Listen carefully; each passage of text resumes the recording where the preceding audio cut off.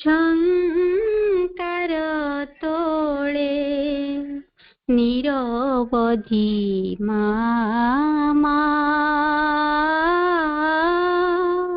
ନିରବଧି ମା ସୁରଧୁନି ସତେ ଝରେ ଧରା ତଳେ ସୁରଧୁନି ସତେ ଝରେ ଧରା ତଳେ ମଧୁକ୍ଷରା ତୋର ନାଁ ନିରବଧି ମା ହୃଦୟ ବୀଣା ମୋ ଝଙ୍କାର ତୋଳେ ନିରବଧି ମା ନିରବଧି ମା ଏ ମନ ଅଙ୍ଗନେ ସୁଖର ସେ ଫାଳି ପଡ଼ିଥାଏ ଯେବେ ଲୋଟି ସରାଗେ ସାଉଁଟି ଗୁନ୍ଥି ଦିଏ ତାରେ ତୋ ନାମର ମାଳା ଗୋଟି ମନ୍ଧତି ମିରେ ଆନନ୍ଦମୟୀ ଗୋ ମନ୍ଧତି ମିରେ ଆନନ୍ଦମୟୀ ଗୋ ତୁ ଏକା ଲୋକରା ନିରବଧି ମା ହୃଦୟ ବୀଣା ମୋ ଝଙ୍କାର ତୋଳେ ନିରବଧି ମା ନିରବଧି ମା ଲୁହର ତଳ ସିନ୍ଦୁରେ ଯେବେ ପାଏ ନାମ ଥଳ କୂଳ ବିପତ୍ତି କରାଳ ବାତ୍ୟାରେ ମୋର ଟିକିନା ଟଳମଳ ସଙ୍କଟ ତାରିଣୀ ମା ଗୋ ସେ କାଳେ ସଙ୍କଟ ତାରିଣୀ ମା ଗୋ ସେ କାଳେ ତୋ ନାମ କେବଳ ସାହା ନିରବଧି ମା ହୃଦୟ ବୀଣା ମୋ ଝଙ୍କାର ତୋଳେ ନିରବଧି ମା ନିରବଧି ମା ସୁରଧୁନି ସତେ ଝରେ ଧରା ତଳେ ସୁରଧୁନି ସତେ ଝରେ ଧରା ତଳେ ମଧୁକ୍ଷରା ତୋର ନାଁ ନିରବଧି ମା ନିରବଧି ମା ସମସ୍ତଙ୍କୁ ନମସ୍କାର।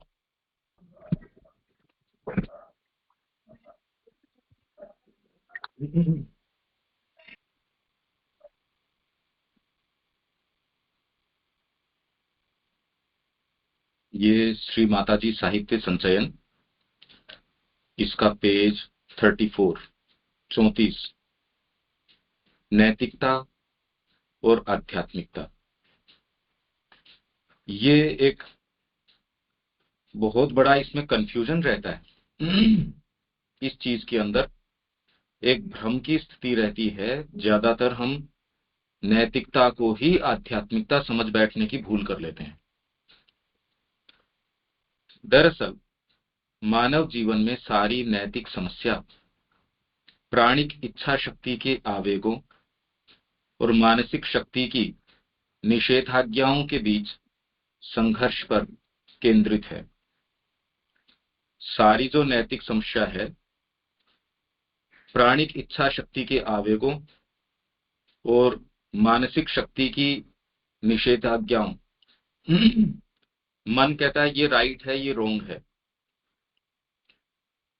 उसकी जो निषेधाज्ञाएं हैं और प्राणिक इच्छा शक्ति, प्राण एक चीज कहता है, उसके बीच के अंदर एक संघर्ष है। जब प्राणिक इच्छा शक्ति को मानसिक शक्ति के अधीन कर दिया जाता है तो व्यक्ति या समाज का जीवन नैतिक हो जाता है। किंतु जब प्राणिक इच्छा शक्ति और मानसिक शक्ति दोनों ही समान रूप से किसी उच्चतर वस्तु अतिमानस के अधीन हो, केवल तभी मानव जीवन को अतिक्रम किया जा सकता है, तभी सच्चे आध्यात्मिक जीवन का, अतिमानव के जीवन का आरंभ होता है, क्योंकि उसका विधान भीतर से आएगा।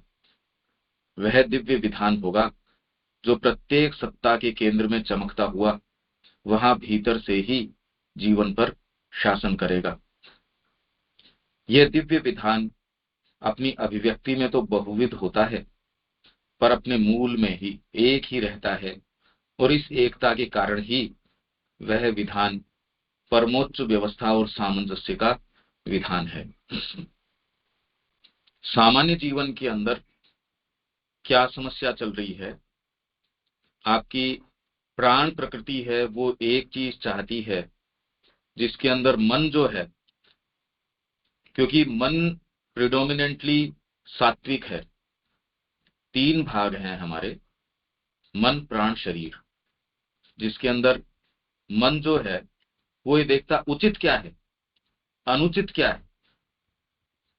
जैसे ही आप उचित अनुचित की परिभाषाओं के अंदर चीजों को लेके आते हो वो सात्विक हो जाती है।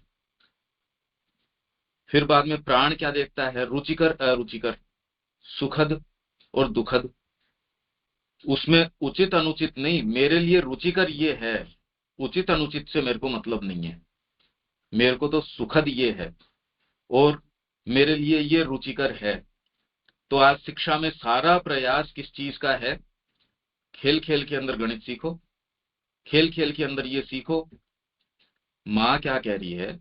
माँ कहती है कि ये जो प्रयास है जो हर चीज को रुचिकर बनाने का है, उसकी बजाय बालक को ये सिखाना चाहिए कि जो भी चीज वो करे उसमें रुचि ले पाए। जो उचित है, मेरे को करना क्या चाहिए, जो उचित चीज है उसके अंदर रुचि ले, न कि रुचि कर। क्योंकि प्राण तो आज इसमें रुचि ले रहा है, कल दूसरी चीज में रुचि ले लेगा, इसका तो कोई अंत तो है नहीं।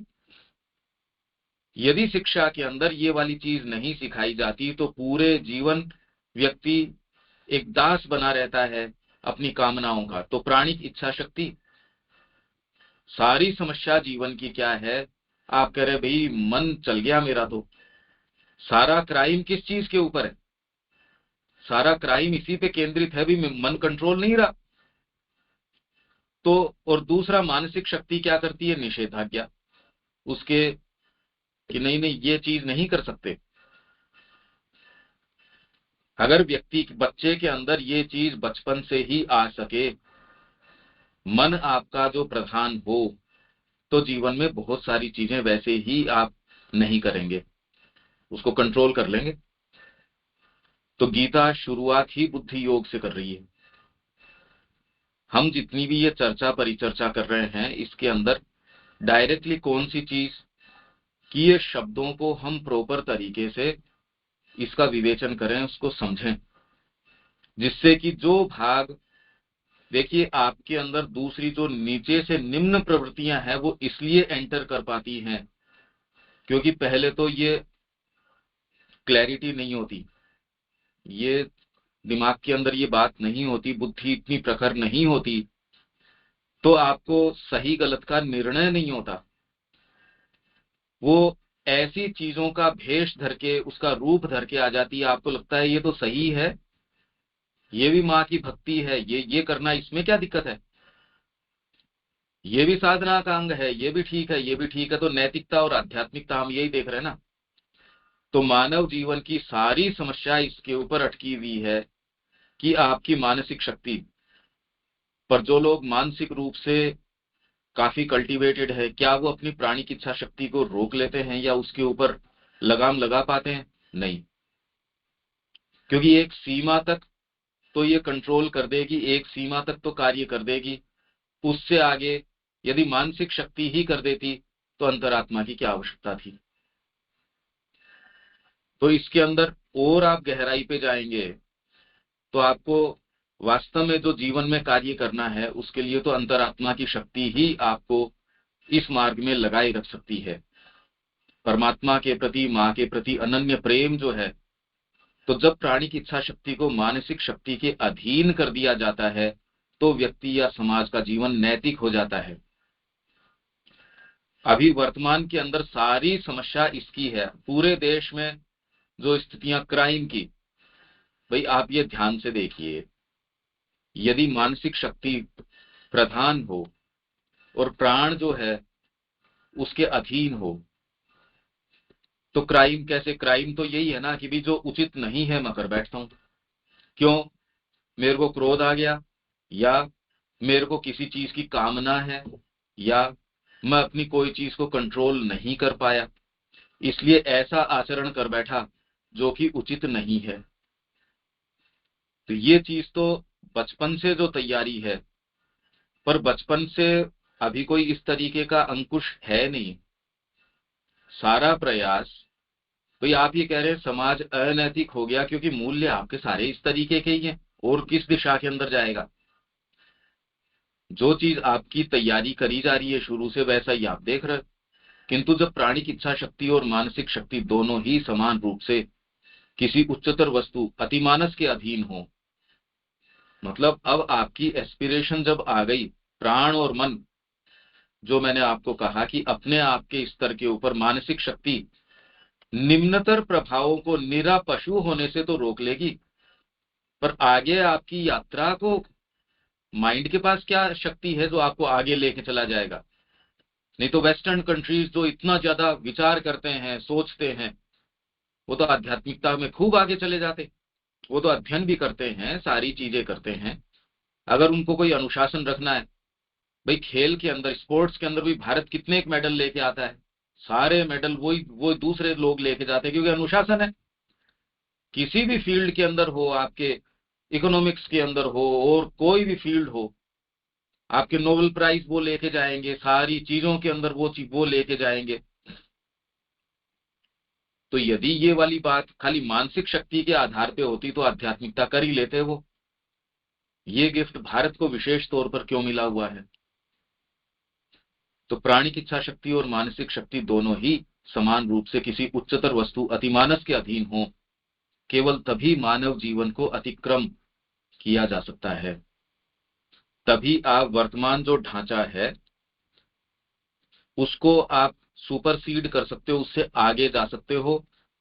अदरवाइज तो माइंड के स्तर के ऊपर भी, हालांकि माइंड का स्तर तो बहुत विशाल स्तर है, वर्तमान में हम माइंड के स्तर पे भी खाली प्योरली वाइटल के स्तर के ऊपर काम कर रहे हैं। आप परिवार के अंदर देख लीजिए, सारी शिक्षा पद्धति आप पूछिए उससे कि ये किसके लिए हो रही है।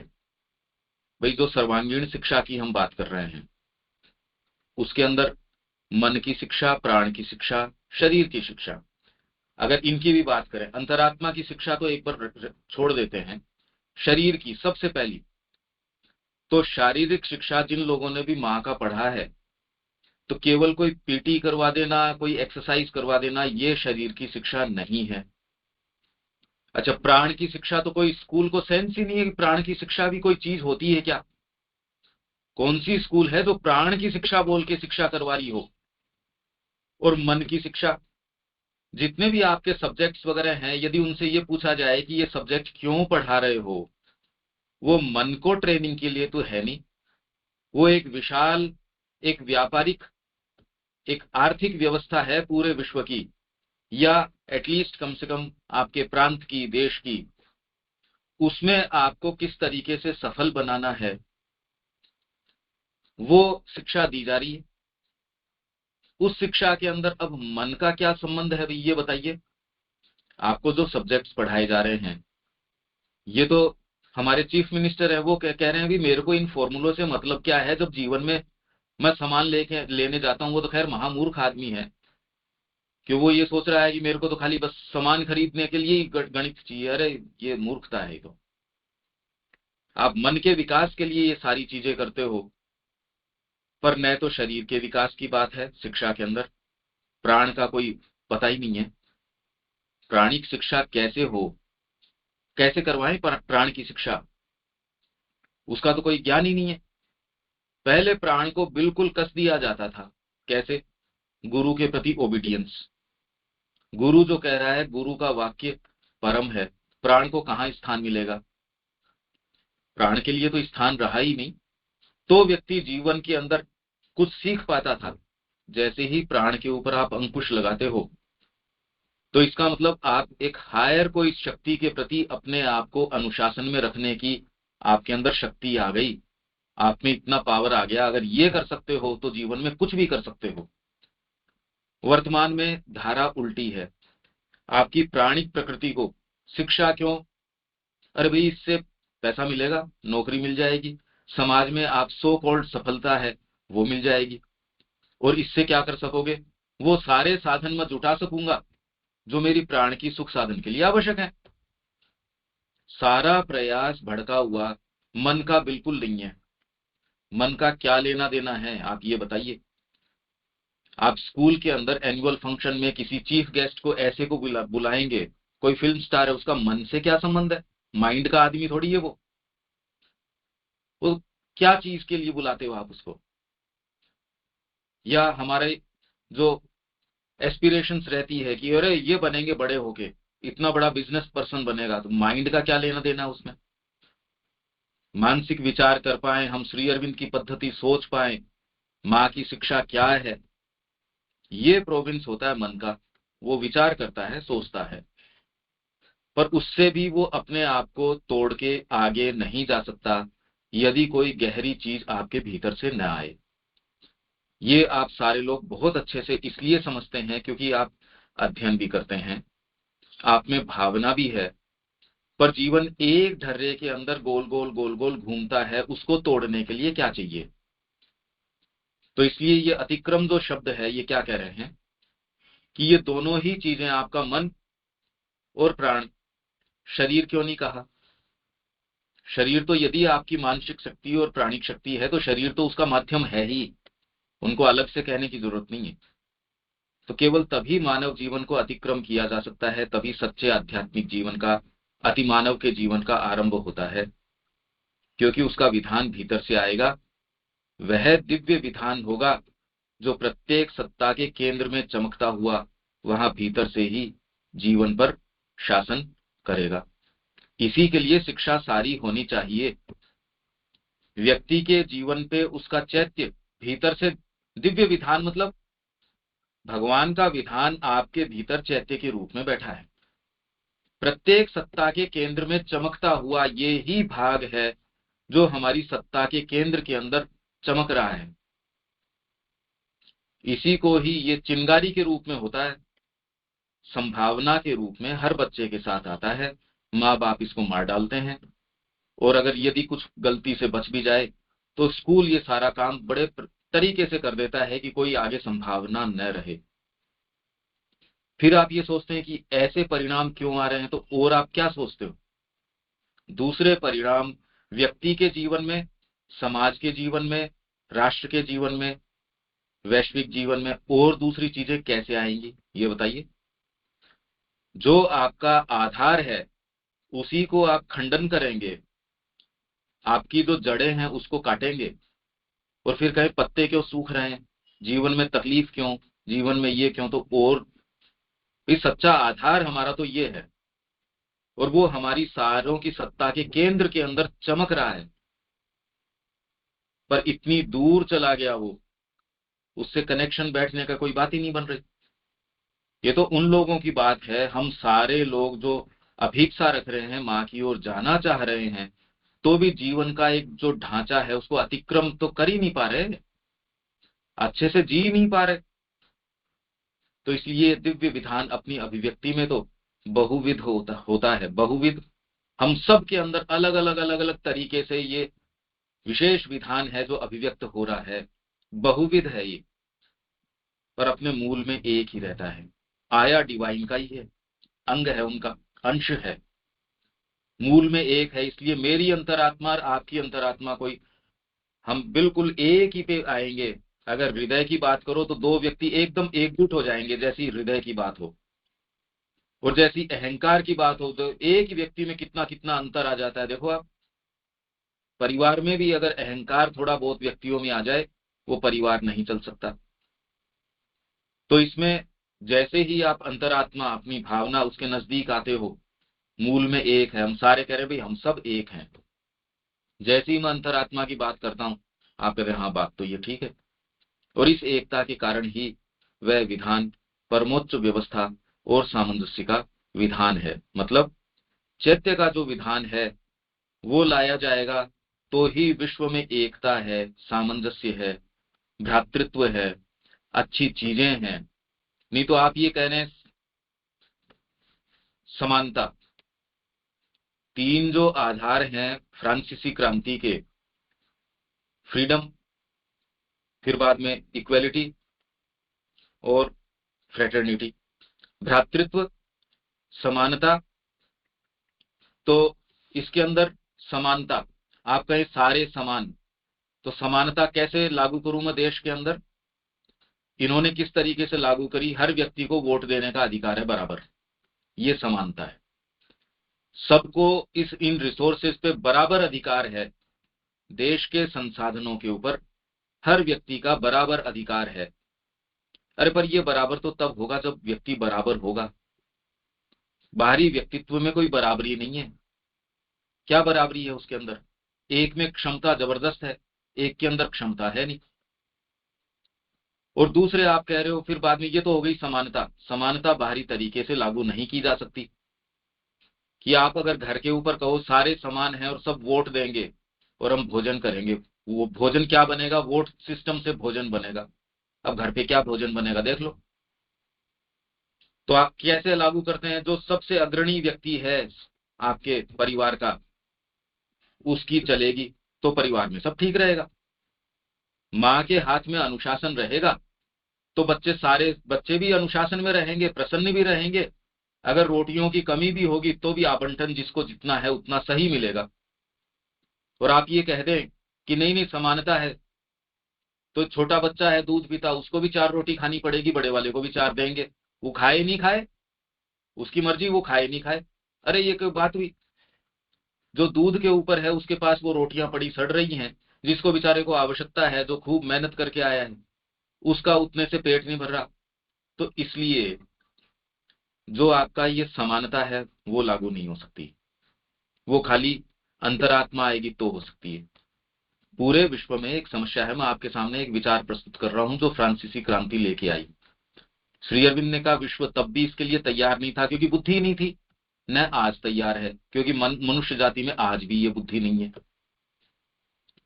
और दूसरा विचार उसका था, किसका? फ्रीडम, स्वतंत्रता। हर व्यक्ति स्वतंत्र है। आज कोई भी अगर धर्माचार्य भी है, धर्म गुरु भी है, तो वो मानवता के धर्म को खंडित नहीं कर सकता। अरे नहीं नहीं, ये तो फ्रीडम, फ्रीडम सारों को होनी चाहिए। एक बच्चा भी बिल्कुल फ्री है, पर फ्री कौन सा भाग? निरंकुशता नहीं कभी भी नियम हो सकती। तो फ्रीडम, आप अगर बाहरी व्यक्तित्व की देखो तो कभी भी ये फ्रीडम के नाम के ऊपर आजकल देखो आप कि फ्रीडम ऑफ स्पीच, ये बैठ के टीवी के ऊपर किस स्तर के ऊपर हम आ चुके हैं, ये तो हम देख ही रहे हैं। हमारे सामाजिक जीवन में, हमारे पारिवारिक जीवन के अंदर कोई अंकुश नहीं, कोई कुछ चीज नहीं। तीसरी चीज का हमको पता नहीं। तीसरी चीज है भ्रातृत्व, ब्रदरहुड, फ्रेटर्निटी। 3 मूल विचार थे फ्रांसीसी क्रांति के। तो मैं ये चिंतन की बात कर रहा हूं, आप मन की जो बात कर रहे हैं, ये इन विचारों की कोई एग्जीक्यूशन तो है नहीं कहीं। हम इनकी कहीं भी हाँ, कहीं कोई यूं चर्चा परिचर्चा डिबेट वगैरह कर रहे हो, वो एक अलग बात है।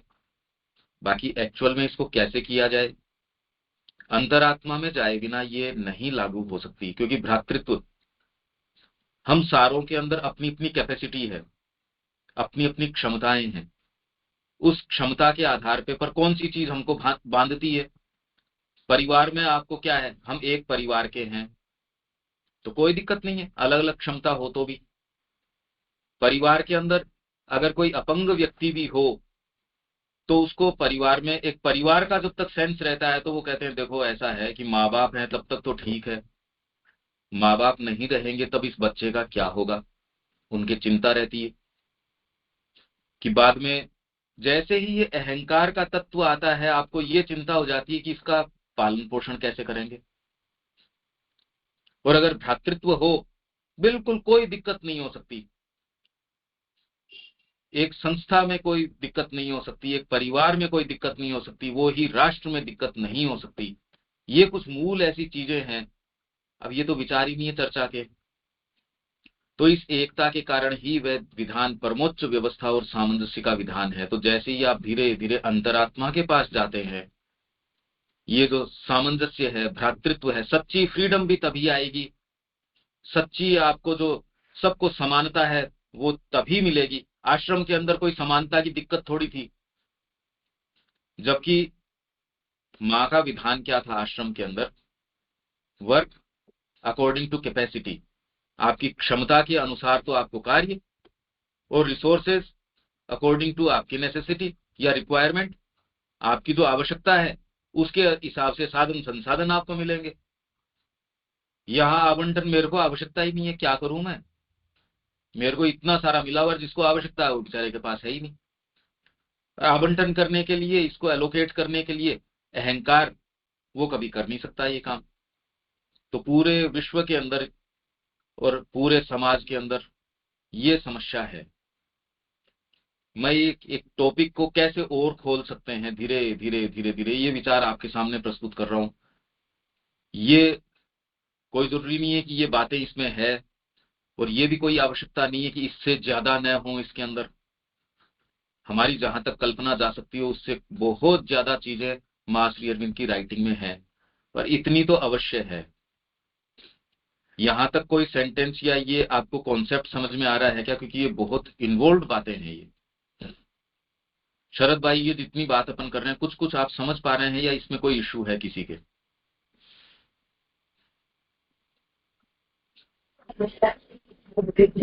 हाँ भाई, नमस्ते भाई।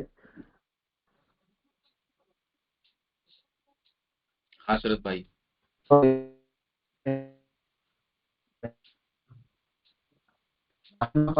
अभी नहीं, आपकी आवाज साफ नहीं।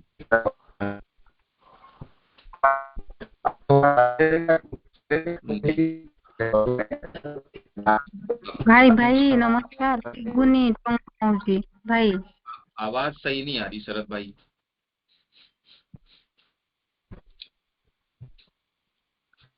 आपके हो रहे सकता थे है। कि हम कहाँ हाँ पर हाँ, अटक अब रहे हैं। अब कुछ बेटर है, बताइए। हम ये सोच रहे थे कि हम कहाँ पर अटक रहे हैं। आप बोल रहे थे शरीर का कोई कसूर नहीं है, हाँ मन जी। और प्राण उसको, शरीर का कोई कसूर नहीं है, शरीर क्या करेगा, मन और प्राण ही उसको दबा के रखे हैं। हाँ, इसीलिए ये दोनों को हम कैसे आध्यात्मिक और ले चलेंगे, ये हम सोच रहे थे भैया, आप जो अभी बोल रहे थे। नहीं नहीं, मैं इतनी देर से जो जो विचार खोल रहा हूँ वो आप कुछ समझ पा रहे हैं क्या, कि बीच में मैंने कहा कि भाई जो एकता है, कहाँ कैसे हमने फ्रांसीसी क्रांति का उसमें उदाहरण दिया, विश्व के हाँ हाँ अंदर ये भैया, तीन ये तीन ये विचार ये समझ ले, रहे हैं। ठीक है भैया। और कैसे इनको लेके चलें वो तो ये बता ही रहे हैं कि एक उच्चतर विधान है, और वो विधान सबके पास है। हम में से ये गिफ्ट है भगवान का, हमको भगवान की ओर से ये इतना अमूल्य उपहार मिला है, और हर जने को, हर व्यक्ति को ये उपहार मिला है सबके पास। इसलिए कोई ये नहीं कह सकता कि मेरे साथ भगवान ने कोई अन्याय किया है। भाई सबको तो एक खजाना दे दिया और सबको उसकी चाबी दे दी, आपको तो खाली संकल्प करना है, आपको उसके पास जाना है, इसलिए कोई अन्याय नहीं है। आपका खजाना आपके पास है, सबके पास उसका खजाना एक गिफ्ट के रूप में परमात्मा ने, कोई एक ऐसा व्यक्ति नहीं जिसको ज्यादा दिया या जिसको कम दिया और जिसकी चाबी उसके पास न दी हो।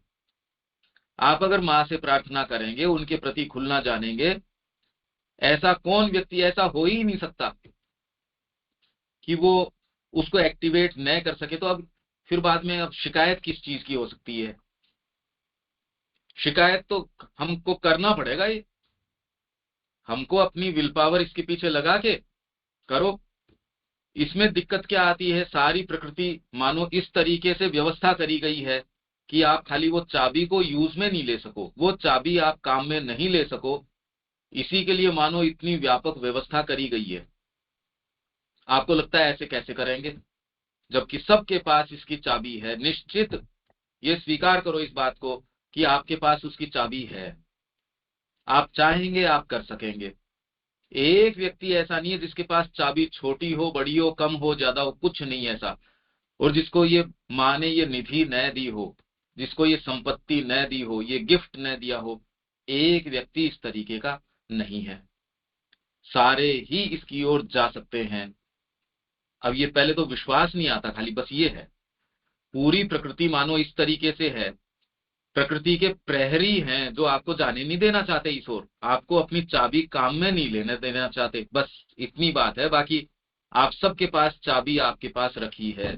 अरे माँ श्री अरविंद के संपर्क में आ गए, और इससे ऊंची शक्ति कोई धरती के ऊपर है क्या? तो विश्वास करो, अपनी आपके पास पॉकेट में जो चाबी है उसको लगाओ, काम में लो। हाँ शरद भाई।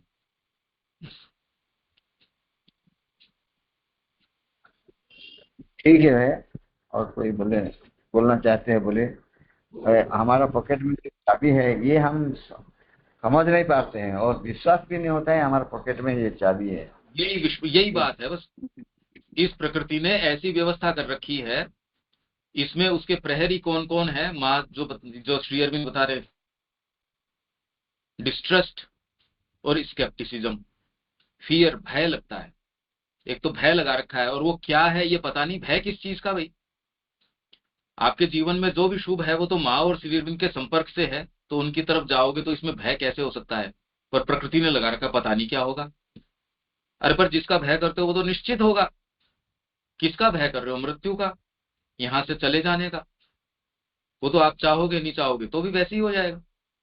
फियर, डिस्ट्रस्ट, अविश्वास। इस जगत का तो विश्वास फिर भी कर लेते हो। एक किसी के यहाँ नौकरी कर रहे हो, वो तो आपको पैसा दे देगा, आपका परिवार का पोषण कर देगा। पर हजारों भक्तों ने कह दिया कि भगवान के भरोसे छोड़ दो, वो आपको आनंद के अंदर रखता है। डिस्ट्रस्ट, विश्वास नहीं आता। हमने सबकी कहानियां पढ़ी, मीराबाई ने विष पी लिया, फिर बाद में आपके नरसिंह जी ने है। आपके एरिया में कितने कितने संत हुए हैं, आपके प्रांत में है, सबको ये कहानियों का पता है। माँ की कहानियों का पता है, माँ में जो के आश्रम में जो लोग आए उनकी कहानियों का पता है, पर डिस्ट्रस्ट पता नहीं। ये अविश्वास और स्केप्टिसिज्म, संशय। भाई इसका तो कल को मैं सारा दे दूं और मेरे साथ न हो तो, अब इसका कोई अंत नहीं है, क्योंकि अपने आप में ये समस्याएं हैं नहीं। ये प्रकृति ने प्रहरी लगा रखे हैं, प्रहरी, संतरी। जो आप खजाने को ढूंढने जाते हो तो उसमें प्रवेश करते टाइम ये प्रहरी खड़े कर रखे हैं 3। वो जैसे ही आप इस अध्ययन के माध्यम से या किसी भी माध्यम से जब थोड़ा बहुत नजदीक जाते हो उसके कि चलो यार खजाना लेके आते हैं, तो तीनों प्रहरी आपको तुरंत क्या कह देंगे? Fear, distrust, scepticism. ना भैया इधर नहीं, शरद भाई चलो उधर। तो आपको जो कॉमन पेस्चर्स हैं, चरागाह हैं, जिसमें जैसे भेड़ चरती है, श्री अरविंद कह रहे हैं जैसे भेड़ें चरती है, वो उधर वो आपको ढकेल देता है कि चलो चरते रहो इधर, संसार के अंदर घास खाते रहो। तो वो तीनों लगे हुए हैं। अगर इसको तोड़ पाए, गुरु कृपा से हो जाए, अंतरात्मा का आपके पास प्रकाश आ जाए, कोई भी तरीके से हो जाए। अलग अलग व्यक्तियों का अलग अलग तरीके से होता है। किसी का संकट काल में हो जाता है, कोई किसी व्यक्ति के ऐसे के संपर्क में आया, कोई पुस्तक के संपर्क में आया, किसी को कोई वाणी सुनाई दे गई, किसी के पता नहीं क्या है, किसी के क्या है। तो ये मिलने के बाद में पर इतना विश्वास करो, चाबी लगाने का प्रयास करो, ये तो प्रयास करो कम से कम। पर ये एक प्रकृति ने ऐसी व्यवस्था कर रखी है, आप चाबी नहीं काम में ले सकते। कितनी भी चर्चा कर लो, कितना भी लाइफ डिवाइन पढ़ लो, कितना सिंथेसिस पढ़ लो, आप लोग तो पढ़ ही रहे हो लगातार, पर उसमें ये वाले जो प्रहरी हैं वहां ये अभी तक काम नहीं देती ये चीज। इसके लिए एक तो क्लैरिटी, मैं जो ये सारा प्रयास कर रहा हूं भावनात्मक रूप से नहीं, एक वैचारिक रूप से भी ये क्लैरिटी, क्योंकि दूसरी चीजों जो प्रवेश करती है प्राण की, मन के ऊपर आच्छादन है, मन में क्लैरिटी नहीं है, इसलिए ये सारी चीजें होती हैं। उसमें यदि क्लैरिटी होगी, उसमें यदि स्पष्टता आ जाएगी, चीजों को समझने लगोगे, तो ये चीजें इतना प्रवेश नहीं कर पाएंगी इस तरीके से। ये इस तरीके से हम इसको समझ सकते हैं, पर ये एक्चुअल चीजें हैं ये साधना की। शरद भाई ठीक है ये बात? हाँ भैया ठीक है। किसी के और और कोई में विचार है या बात है किसी के भी? चाहते हो? जी आप कोई कुछ बोलना चाहता है क्या?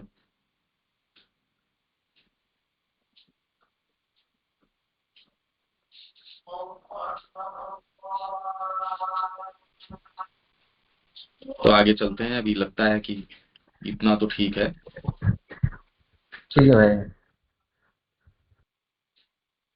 इस प्रकार व्यक्ति अब और अधिक अहम्य हेतुओं, विधि विधानों या रीति रिवाजों से चालित न होते हुए सभी स्वार्थपूर्ण लक्ष्यों को त्याग देगा। ये तो हमने क्योंकि इतनी चर्चा करी, तो ये अब धीरे धीरे अहम्य हेतु अगर परिवार में भी होंगे तो परिवार नहीं चल पाएगा।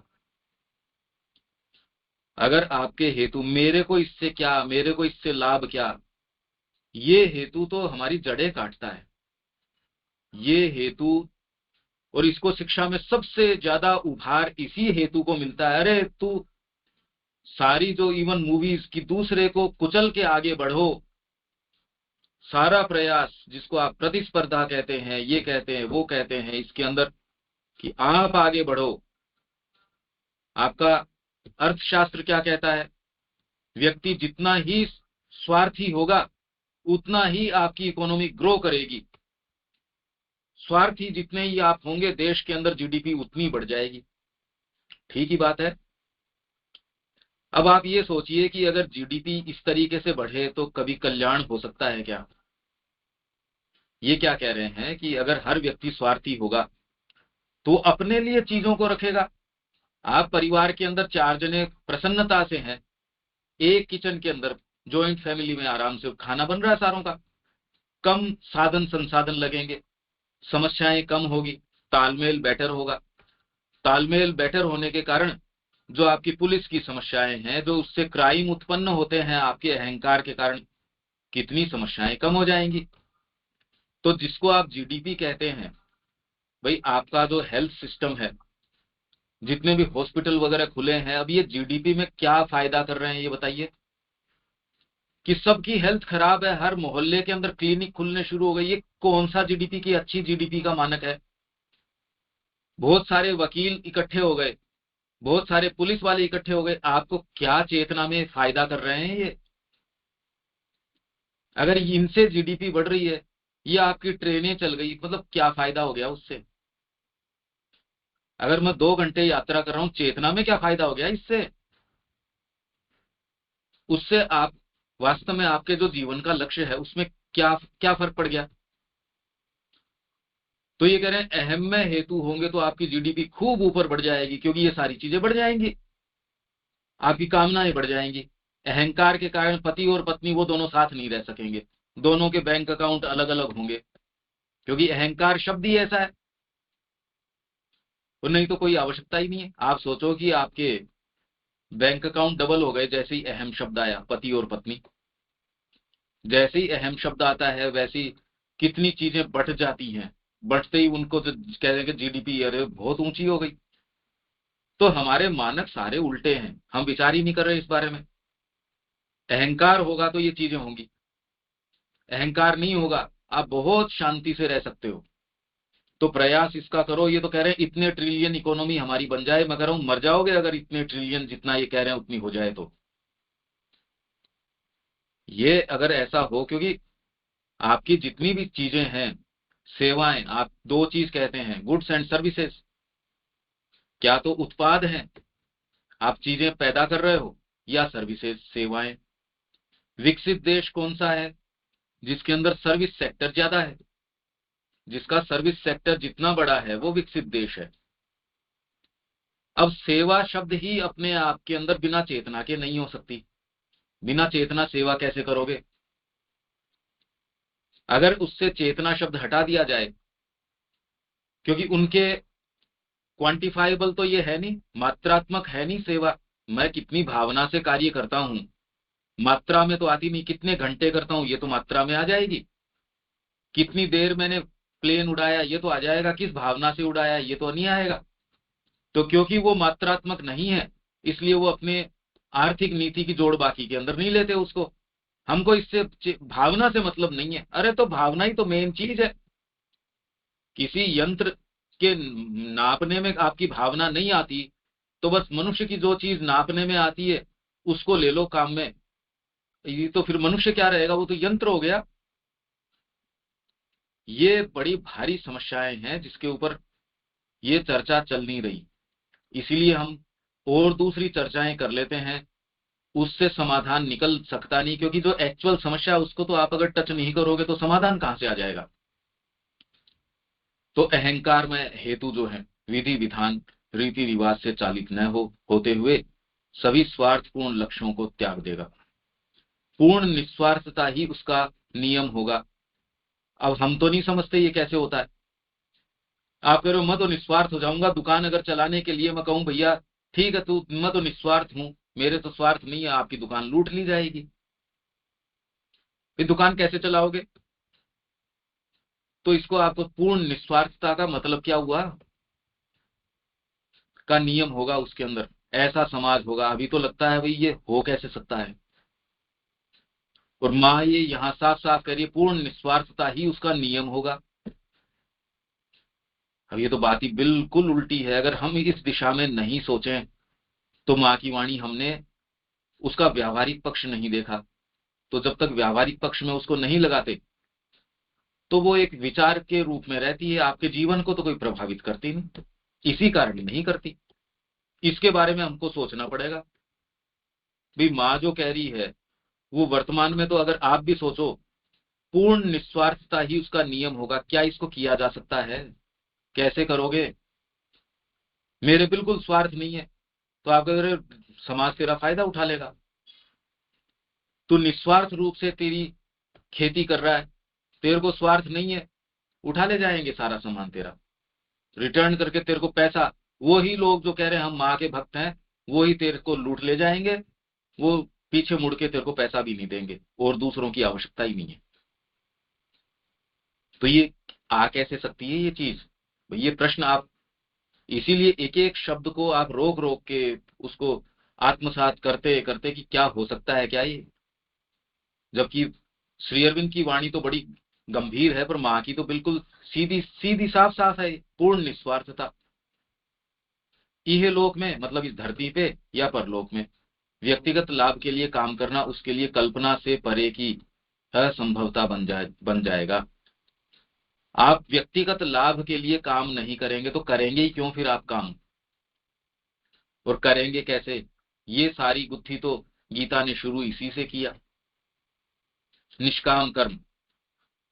भाई शुरुआत किससे की करी उसने? कर्मण्येवाधिकारस्ते मा फलेषु कदाचन। फल की आशा से नहीं करना चाहिए। तो अर्जुन ये कहता फिर मैं करूं ही क्यों? आप कर्म का निर्धारण ही इसके आधार पे करते हो कि मेरे को इससे लाभ चाहिए, या कम से कम इससे जो होने वाली हानि है वो नहीं चाहिए मेरे को। अगर मैं समय पे ये चीज नहीं करता तो इससे होने वाली हानि है वो हो जाएगी, तो मेरे को लाभ होगा नहीं होगा कम से कम हानि से बचना है तो मेरे को ये काम करना पड़ेगा। तो ये यहाँ कह रहे हैं इस लोक में या परलोक में। यहाँ तो सारी आध्यात्मिकता क्या कहती है, यहाँ सुकृत करो, अच्छे कर्म करो, तो परलोक में आपको ये लाभ मिलेगा। हमारे जो अच्छे अच्छे महात्मा हैं, अच्छे अच्छे जो लोग हैं, वो ये कह रहे हैं यहाँ का सुधारो तो परलोक में ये मिलेगा। सारे धर्मों में ये बात है, क्रिश्चियनिटी में ये बात, फिर बाद में आपके मुस्लिम्स तो कह ही रहे हैं आपको ये 72 हूरें मिलेंगी, ये मिलेगा। व्यक्तिगत लाभ ही तो है, कोई सामूहिक लाभ की तो बात कर नहीं रहे वो। आप अच्छा करो तो इससे आपके परिवार को मिलेगा। हाँ, यहाँ ये कह रहे हैं कि अगर एक व्यक्ति परमात्मा के मार्ग पे चलता है तो उसकी पहले की 7 पीढ़ियां, आगे की 7 पीढ़ियां, उनके सारों के किए हुए पाप हैं वो नष्ट हो जाते हैं, वो सारे पुण्यात्मा बन जाते हैं यदि कोई भी आप में से भगवान के मार्ग के ऊपर पदार्पण करता है। पर यहां जो मां कह रही है इहलोक में, मतलब इस जगत में या परलोक में, व्यक्तिगत लाभ के लिए काम करना उसके लिए कल्पना से भी परे असंभवता बन जाएगा। आपके लिए असंभव है इस लोक में या परलोक के अंदर। मेरे को व्यक्तिगत इससे क्या लाभ हो जाए, हम इसको नहीं समझते। ये हमारी चेतना में, मन प्राण शरीर में तो ये है नहीं, केवल अंतरात्मा ये चीज जानती है और दूसरे भाग इसको नहीं जानते। अंतरात्मा का हमको सेंस है नहीं, शब्द है खाली। आपकी बाहरी भावनाएं, संवेदनाएं, उसको आप अंतरात्मा कह बैठते हैं, उसका उससे कोई दूर दूर तक विशेष कोई संबंध है नहीं। वो भाव संवेदनाएं उससे बेटर तो एक पशु में होती है। आपने एक बार उसके साथ अच्छा व्यवहार कर लिया, वो हमेशा के लिए आपके प्रति कृतज्ञता रखता है। भले अब आप उसके साथ कोई भी व्यवहार करो, वो बहुत पीड़ा पाता है आपके दुर्व्यवहार से, बहुत गहरी उसके चेहरे के ऊपर। श्री अरविंद ने ये उदाहरण दिया कि मनुष्य जाति जो पशुओं के साथ व्यवहार करती है अमानवीय है। अरे मनुष्य होके ये व्यवहार करते हो आप, जिसके अंदर एक परिवार के पास एक बाघिन थी, एक बाघ का बच्चा जो उसने पाला था परिवार ने। अब बाद में उसने, परिवार ने उस बच्चे को किसी, जो ये चिड़ियाघर है, उसको दे दिया। तो जब उसकी पिक्चर सामने आई उसके चेहरे की, उसकी जो कह रहे दिल फट जाता है, उसके चेहरे का जो भाव उस पशु के चेहरे पे था। तो ये जो चीजें हैं व्यक्तिगत लाभ की ओर की, हमसे बेटर इसके अंदर पशु है, मनुष्य ये चीज नहीं जानता। ये कुछ विचार ऐसे हैं कि क्या ये हो सकता है। मैं तो ये कह रहा हूं, हम तो साधना की बात कर रहे हैं, पर ये माँ कह रही है ये बात तो, कि ऐसे व्यक्ति के लिए इस लोक में और परलोक के अंदर व्यक्तिगत लाभ की काम के लिए काम करना, यहाँ तो ट्रेनिंग दे रहे हैं हम इसकी। सारी शिक्षा ट्रेनिंग ही इस चीज की दे रही है कि आपको व्यक्तिगत लाभ। पत्नी भी आपके लिए तब तक है जब तक आपको वो सुखदता प्रदान करती है। अगर वो नहीं है तो तुरंत इससे डिवोर्स लो। पत्नी के लिए भी ये चीज है कि एक बुड्ढे से शादी, मतलब आजकल कितने हम इस स्तर के ऊपर आ गए कि इस चीज को सामने रख के, चाहे आप उपहास के रूप में रखो या एक कैसे भी रखो, एक बुढ़े से शादी कर ली, अब उसकी सारी संपत्ति आपकी हो गई थोड़े दिन बाद के अंदर, अब तू मौज से रहना। अब ये कोई बात होती है? पर ये चीज हो रही है। इसमें आप आध्यात्मिकता ये वो, अरे भाई कहाँ बात कर रहे हो आप? यहाँ तो हम धरातल ही दूसरे पे हैं। तो माँ ये कह रही है व्यक्तिगत लाभ के लिए काम करना तो उसकी कल्पना से परे है, और हम ट्रेनिंग इसकी दे रहे हैं कि व्यक्तिगत लाभ ज्यादा से ज्यादा कैसे हो जाए। किसी के सिर को कुचल के आगे बढ़ना पड़े तो कोई दिक्कत नहीं है। आपकी सारी मूवीज यही बता रही हैं, सारी शिक्षा पद्धति ये बता रही है, कैसे भी मैनेज करो, भर्ती के लिए कितना भी डोनेशन देना पड़े, कितना भी पैसा देना पड़े, कुछ भी करो करो।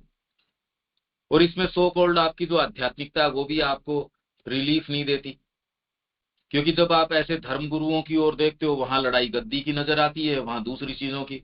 तो व्यक्ति कहे करूं क्या मैं? अब ये है क्या, ये जंजाल सारा का सारा तो उससे, कि अगर मैं यहाँ इनके पास आशा लेके आया, ये तो मेरे से ज्यादा कामना से भरे पड़े हैं।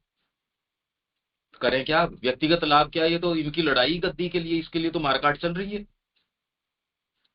आप जिनकी ओर आशा से देखते हैं, अपेक्षा से देख रहे हैं, वहां भी यही। क्योंकि हर एक कर्म तो, इसीलिए मां श्री अरविंद का ये कहना है कि मनुष्य जाति ने आज तक जो भी परीक्षण जितने भी किए, उन्हीं को दोहराने से हमारी मुक्ति नहीं हो सकती।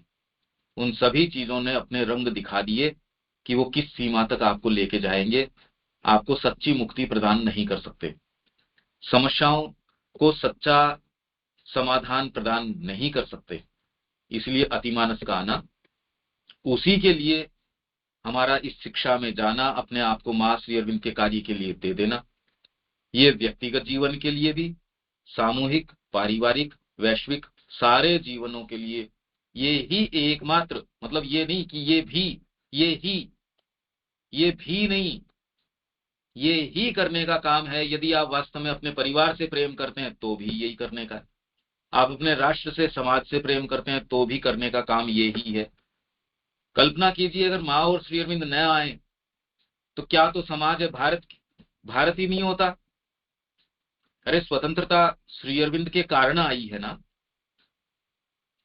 कोई और दूसरा विश्वास करे नहीं करे, हम तो विश्वास कर रहे हैं। श्री अरविंद का मेरे को एक तोहफे के रूप में दी मेरे जन्म दिवस के ऊपर, हम नहीं मानते ही नहीं, विश्वास ही नहीं है। देखिए, जो पूरे देश के साथ ये कर सकता है, आप अपने आप को उनके हाथ में सौंप दोगे, किसी एक बनिए का, तो आपको विश्वास है कि वो तो आपको कुछ कर देगा। श्री अरविंद और माँ का विश्वास है नहीं, पता नहीं कल को ये हो जाए। भाई यही तो बात है ना, यही तो चीज रोक रही है। हाँ शिक्षा करनी चाहिए, पर इसमें डिग्री तो देखो, इसके बिना तो पेट कैसे भरेगा।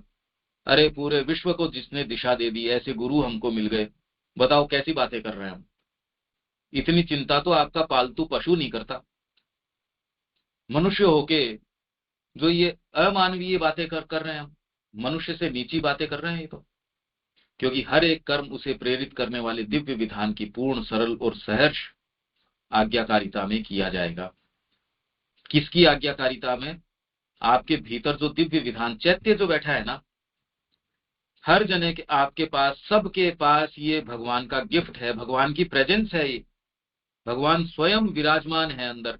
देखो क्या विडंबना हो रही है कि भगवान जो सारी निधियों का स्वामी, वो हमारे अपने अंदर बैठा है, और हम भ्रमित से इधर उधर घूम रहे हैं। किन चीजों के लिए? सम्राट के पास गए और उससे मांगते क्या है जाके? कोई ट्रिवियल सी चीज, कोई एक ऐसी क्षण भंगुर सी चीज मांग रहे हैं। बताओ क्या हो रही है। जीवन में आ गए, परमात्मा हम भीतर कैरी कर रहे, और इससे क्या सुख भोग मांगने की? थोड़ा सा मेरा पेट पूर्ति हो जाए, थोड़ा पेट भर जाए, थोड़ी मेरी इंद्रियों की पूर्ति हो जाए, थोड़ा मेरा ये भी हो जाए, थोड़ा मेरा शरीर भी ठीक रह जाए। बताओ इससे ज्यादा विडंबना और क्या हो सकती है? और ये विश्वास नहीं हो रहा। जो सारे ब्रह्मांड को चला रहे हैं, सारी चीजें कर रहे हैं, दिख तो रहा ही है, ये कौन चला रहा है इसको? मां श्री अरविंद ने आके सारी वाणी कह दी, हम उनके प्रति भाव भी रखते हैं, विश्वास नहीं आ पाता। ये टटोल के देखो कि वास्तव में भौतिक प्रकृति को विश्वास आता ही नहीं। तो ये जो दिव्य विधान बैठा है भीतर, उसकी पूरे तरीके से सरल और सहर्ष आज्ञाकारिता में किया जाए। जो भी काम आप करो वो अब आपको ये बताए। मैं हर जगह यही, चाहे मेरी सुबह क्लास हो, कुछ भी हो, आपके लिए न आपका परिवार है, न आपका स्थान है। परिवार वो है जो अंतरात्मा कहेगी, स्थान वो है जो अंतरात्मा कहेगी, व्यापार वो है जो अंतरात्मा कहेगी। क्योंकि हर चीज उसकी सहर्ष और ये तकलीफ पाके नहीं होगा, आनंद आता है आपको। सीधी सरल, सीधे माँ से कहो, माँ आप बताओ और मैं करूं, बस। और जीवन में मुद्दा क्या है? एकदम सहज रूप से। तो ये सहर्ष आज्ञाकारिता में किया जाएगा, जो बिना किसी पुरस्कार या परिणामों की चाह के होगा। पुरस्कार, इससे क्या मिल जाए मेरे को? खाली पुरस्कार आपके लिए तो माँ की अंतरंगता है, माँ की चेतना है, बस।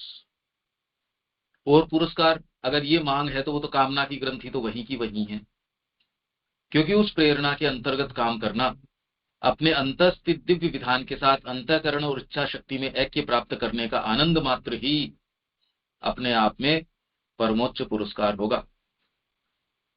ये उसका जो आनंद है ना, मां से जो निकटता, उनका सानिध्य और अपने आप को दे देने का जो आनंद है, उसमें आप इसीलिए तो दे सकते हो।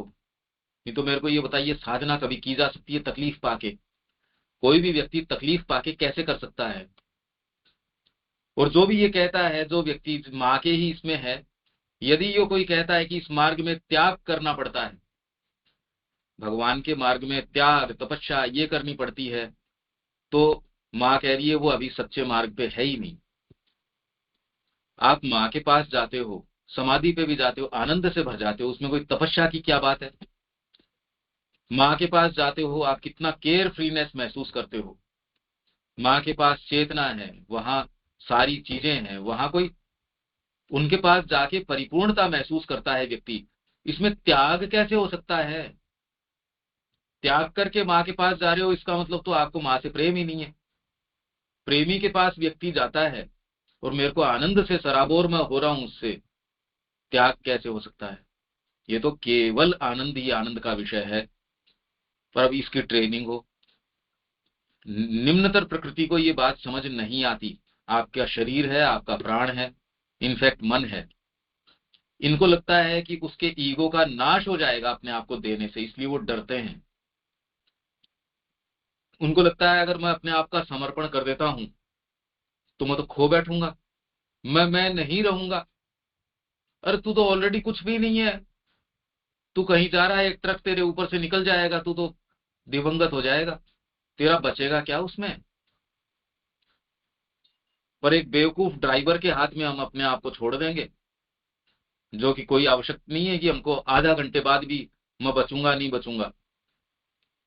एक हवाई जहाज में बैठ जाएंगे, एक कोई ऐसी एक्टिविटी में लग जाएंगे, माँ का विश्वास नहीं है, इसलिए सारी समस्याएं हैं। ये बहुत सुंदर पैसेज है, इसको आप और धीरे धीरे धीरे धीरे इसी तरीके से इसको खोलते खोलते एक एक विचार पे रोक लीजिए, प्रयास कीजिए इसके नोट्स बनाना, इसके बारे में चिंतन करना, क्योंकि ये बहुत गंभीर है। ये जिनके साथ रेगुलरली मैं सुबह क्लास कर रहा हूँ, धीरे धीरे आज इतने सेशंस बाद में जाके अब उनको एहसास होना शुरू हुआ है कि बात गंभीर है। एक्चुअल क्या है उसमें तो और प्रवेश करना बाकी है अभी, पर कि ये तो सामान्य नहीं है। ये बात ही समझ में आना बड़ा लंबा, इसके लिए अभ्यास, तैयारी, ग्राउंड, इसकी आवश्यकता है।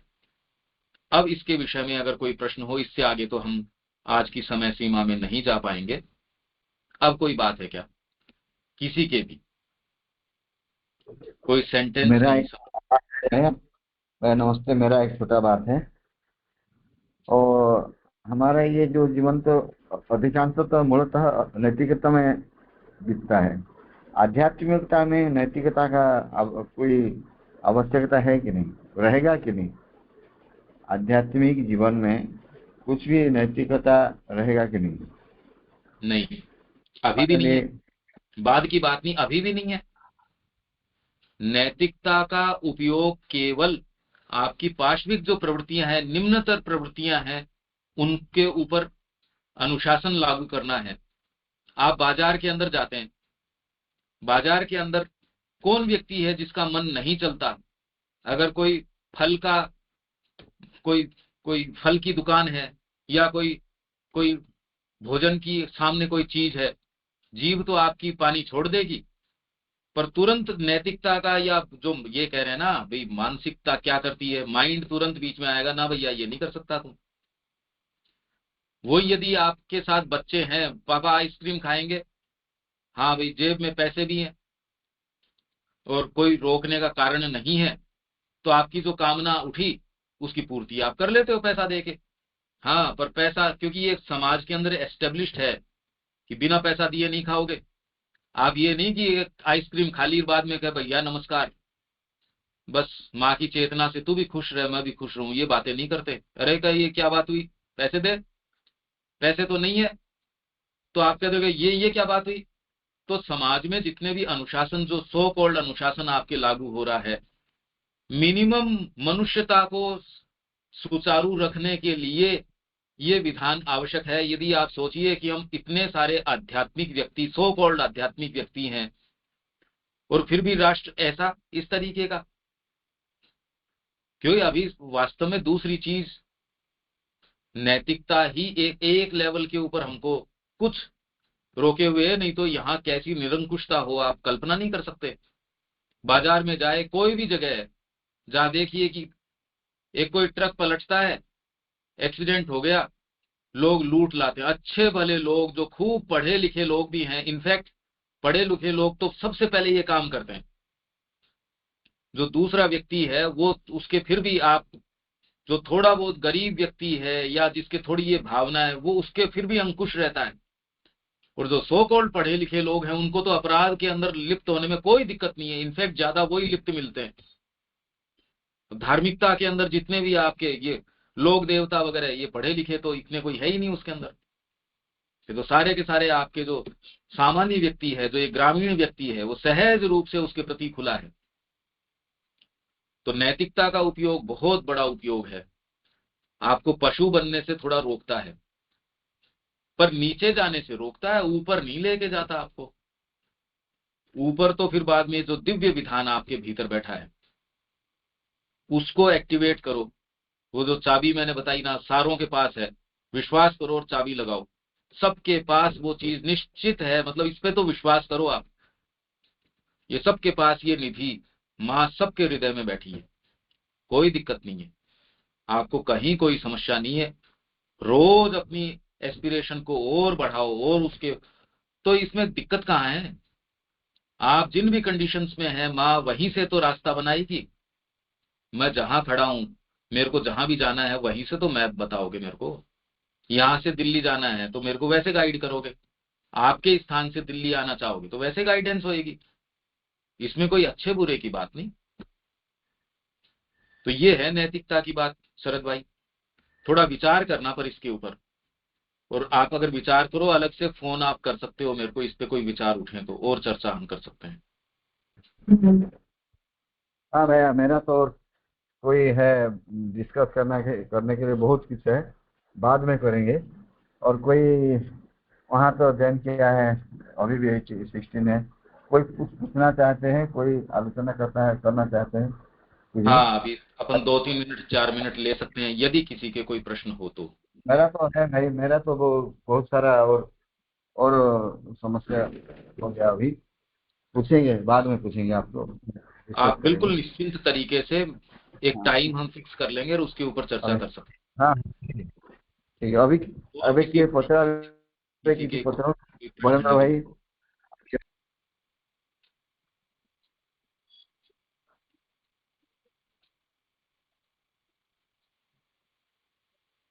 हाँ, मेरा तबीयत थोड़ा खराब है। मैं अगली बार बात करेंगे, अभी बात नहीं कर सकते प्लीज। नमस्ते जी। नमस्ते। ठीक है, तो यहाँ विराम देते हैं शरद भाई, और हाँ अगली बार भाई मिलते ठीक है, ओके, नमस्ते भाई। हैं। जय श्री माँ। नमस्ते भैया। जय श्री नमस्ते।